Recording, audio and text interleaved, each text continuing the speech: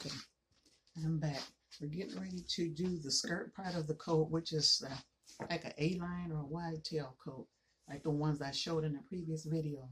I'm using a little piece because this takes quite a bit of fabric. I'll put the descriptions down about how much you need for a bigger coat, but this will be for a coat with the waist would be about 10 inches for like a doll.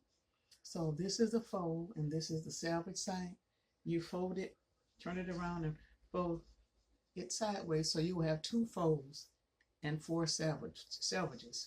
You lay it down, and the measurements was 10 for the waist, so I divided 10 into 4, and it's usually about like two and a half, something like that, but I'm going to do 3 because I'm going to allow for the seam allowance. So I take my tape measure and measure out 3 inches. I kind of went at an angle and found the 3 going like this, and then I would pin it all the way across those 3, and then after that it depends on how long you want your coat to be. On this one it can't be no longer than about 4.5. I'm going to do 4. So then at this point I would take my tape measure and measure 4 inches all the way around where I had just pinned. So start at this angle and put it on that would be 4. So I would pin it at 4, move it over, pin it at 4 again, continue pinning at 4 all the way around, move it over to the next one and pin it at 4. Of course you would do this bigger for a bigger coat, how long you want it, but just to give you an idea how to make a rounded coat tail. I'm going to put one more at the very end here. All of them are at 4. And this part here was where I cornered off the 3.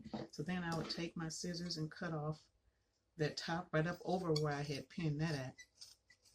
And this will be your waistline. And then you go up under where you put all these other pins that were at the 4 and just simply cut. Of course you'll be laying this down. I'm just trying to do it closer to be able to show you what you do. And after you get done cutting that off, you take the pins out. Take that one out. Take out your pins. You're going to have one rounded circle. And this is your circle. So at that point what I do is I want to cut that in half. So I fold it out. It looks like kind of like a V there. And I just cut the front part where the fold is at. One fold, not both, the front.